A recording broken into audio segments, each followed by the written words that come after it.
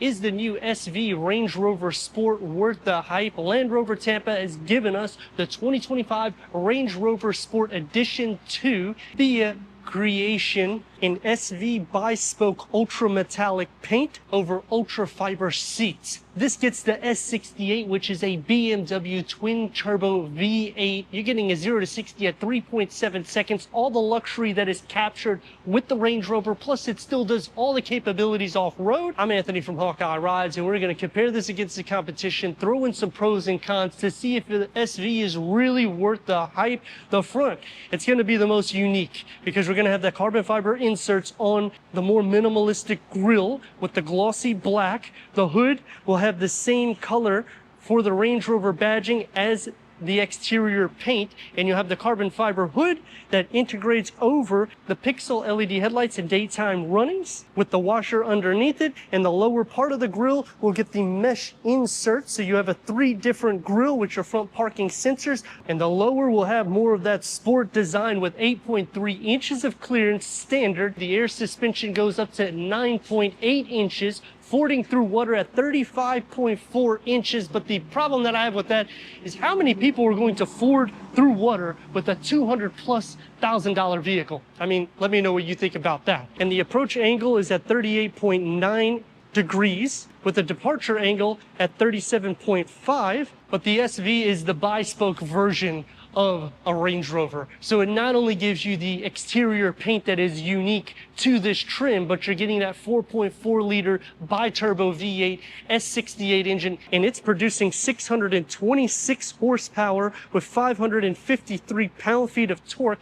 That's paired to an 8-speed automatic transmission. Reaching 60 is the most impressive part because this weighs almost 5,500 pounds, and it gets it at 3.7 seconds with a top speed at 180 miles per hour, and the new 6D air suspension, which transforms this whole ride through a combination of height adjustment air springs and hydraulic interlink dampers. The height adjustable air suspension, this changes the ride height variation by the terrain. The hydraulic interlink dampers, that replace the traditional anti-roll bars with hydraulic circuits that control the body movement. That effectively reduces the pitch and roll for your off-road capabilities, so you're not only doing off pavement but on pavement, and you're going to have that wow factor because you get these 23-inch. This is a 285 by 40 up front with a 305/35 out back. Carbon ceramic brakes, they're gripped with 8 pistons in the front, 4 pistons in the rear, and you're going to need that stopping power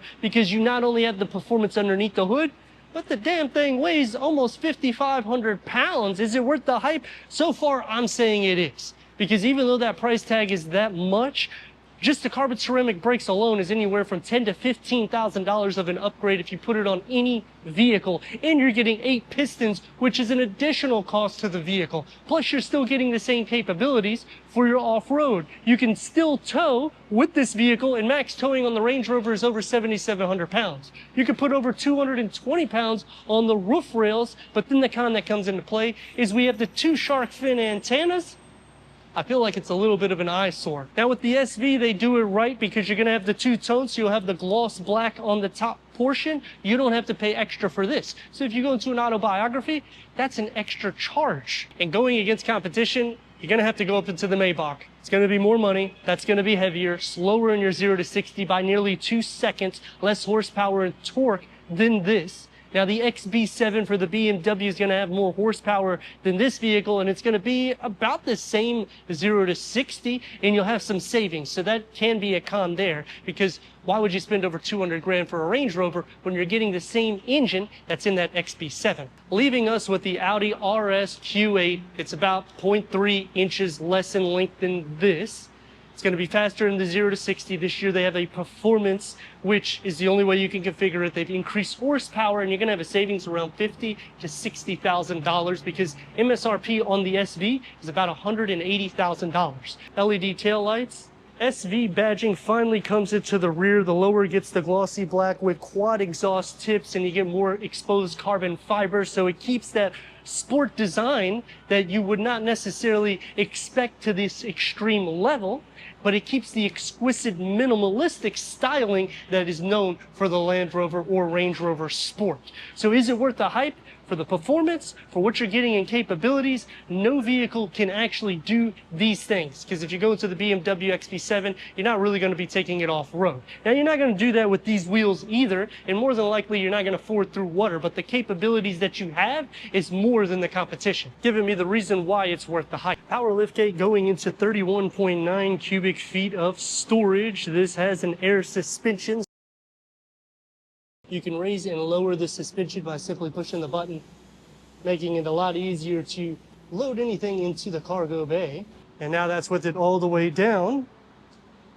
Right here is pretty cool too, because it can separate your cargo, moving the privacy cover so you can see what I mean. You also have these areas here, and you can rotate this so that way you can put bottles, champagne, anything like that. You just push these to collapse it down. And what's so impressive about these Range Rovers, look at that. 23-inch spare tire is tucked underneath. There isn't a lot of vehicles that do this. You still get bag holders here, LED interior lights, obviously.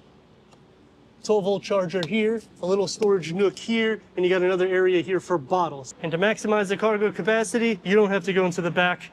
Range Rover does it the correct way. Simply push these buttons here, and that's going to maximize the cargo to 53 cubic feet of storage. And while it's adjusting, the front seats also adjust. So even if they're adjusted back, you're not going to have to worry about it not going down. But this is a V8 twin turbo. We need to go inside, start it up so you can hear that exhaust note.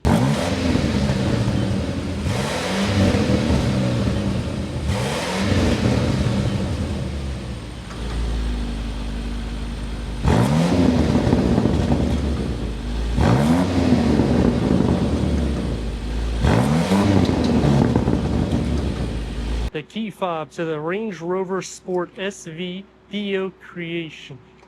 Bi-spoke is what you would expect, and that's what you're getting. Soft closed doors, that's obviously going to be standard on a $200,000+ car. 16-way power seat adjustment, heated, ventilated front seats. The SV, it illuminates. You get the speaker in the headrest. You get the red around the side. Memory for the driver and passenger. Meridian sound system with 29 speakers, 1430 watts through the interior of this vehicle. Plenty of leg space. It is somewhat of a driver focus, but it's to be expected. You have a glove box in the top with a 12-volt. And then on the lower, you got another glove box with a pass-through that has a USB port here. Let's fire it up.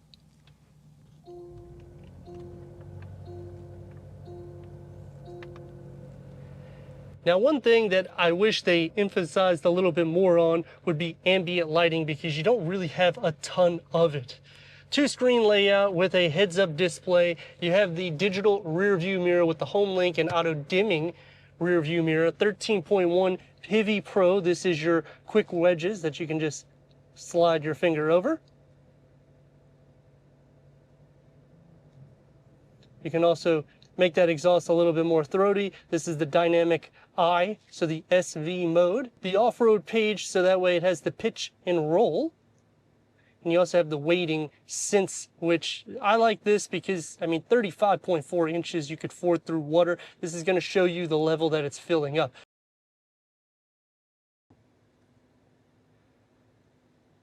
So that is a nice feature that you can do that on your infotainment screen. We have the haptic feel. It's freezing up on me. It's the only thing about the Pivi Pro. It does freeze up sometimes, as you're noticing. Nothing we can do here. Screen turning on and off because of the glitch that happened. It may have just had an update. I have the haptic feel turned on, so that's why you'll hear the click and that feedback. This is the driving mode select, and you can also adjust the ride height. Everything is done through here, so that way it's a more minimalistic look in the interior. Slide this open, you get a wireless charging pad, the black carbon over the shifter, and then you're going to have more of the carbon here that opens up to the cup holders. Slide that to another USB port, and it's a deep storage pocket. This is going to be a little bit more sporty. It opens up into a cool box.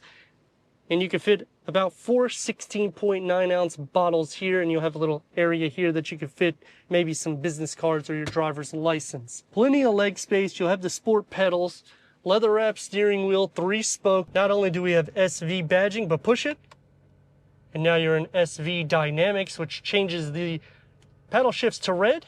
You'll see the red here, and you can change the display to the SV gauges, which will give you your G-force, your tachometer, and the power torque ratio. Multi-function and multi-functionality. So when you click that, it's going to change for the gauge cluster, and you can change the whole display layout here, where we have it on the dials. You can have it on the map. You can have it on focus. And each side, whether it's the left or right, you can also tailor it the way you like, putting the navigation, leaving it empty for that minimalistic look. The only con that I have here is you have to literally go into each section to do it. You can't just slide over and do it. Whenever you push the button, it'll take you into this sub menu, and then you can change the whole layout there. Comfort, it's gonna be white. With the 360-degree reverse camera, click onto these little camera icons and you can go around the vehicle. You can also do so by just simply pushing the button here. With wireless Apple CarPlay, Android Auto, Sirius XM, AM, FM, streaming Bluetooth audio. And headroom is more than enough. It's a Range Rover Sport at the end of the day. Door panel and dashboard configuring together nicely. It's going to be soft to touch where it needs to be. You'll have the carbon fiber in here with one touch up and down for all the windows, and a medium-sized storage pocket. For the back seat, this is the opening that you have to fit 3 more. The sunshades are manual, which is a con to me because of the price point, but in the same category, we need to shed some weight. We don't want this thing to be over 6,000 pounds. Carbon fiber comes into place, soft to touch where it needs to be, and you got a smaller storage pocket. The kick plates illuminate. You get the carbon fiber behind the front seats, so there's no storage.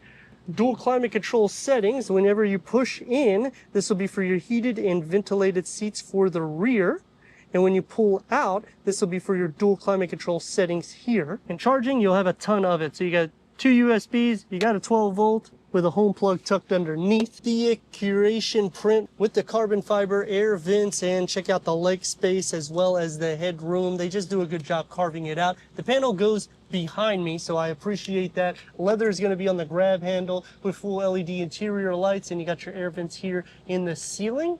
And these are also power seat, so for the back, you can recline them more, and you can also go more forward. You get the cup holders and the storage here in the center. Sliding into the center, you have your own feet space carved out, so you don't really have to share any there. The only con is your knees are sitting up pretty high.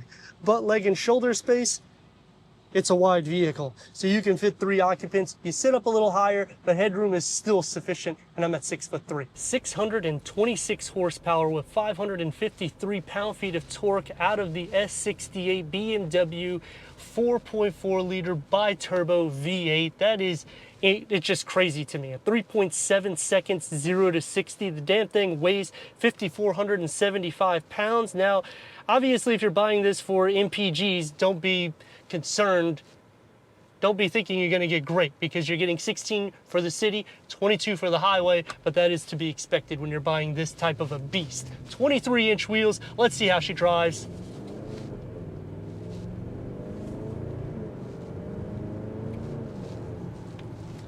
Quick, smooth. You don't really hear any road noise. It's very quiet in the cabin. The seats are ultra plush. You sit up high, you got great ground clearance. Is it worth the hype? Well, it's gonna take me to some pros and cons. The pros is you're getting a massive increase in power when you're going this route. The con is it is gonna be a lot more money. There's no way around that when you're considering the performance that you're getting, the 6D dynamics that changed the whole drive, whether it's for daily or for its off-road capabilities. You're still able to tackle everything a Range Rover Sport can do, but it gives you that performance on a straight line. Now, it's still going to be a top-heavy vehicle. I just like how quiet it is. You don't feel any imperfections in the road. Now, obviously, if you hit some potholes in the road, you probably will bust the tire, and you're not going to want to take this off-road with these tires that are already set on it. Switching to SV by the push of a button. Unfortunately, we can't do anything because the Volvo just decided to get in front of me before I could go anywhere. But now we're going to show you a little bit of the maneuverability. Hopefully we can do it. I mean, it's definitely capable. Safety's in mind. Even though it's nearly 200 inches, it doesn't feel that heavy and it doesn't feel that wide because you're more in command when you have this much power underneath the hood. And when you're going this route to the SV, you are looking for performance. So anyone in the comments that's saying, well, it's a Range Rover, you still want luxury, and it captures that. That's the pro. The con to it is everything is in the Pivi Pro, and it still has some glitch, which you saw through the interior of the review. We're gonna check the turn radius right now, which you have the rear active steering. It's about 2 lanes. Let's rock and roll.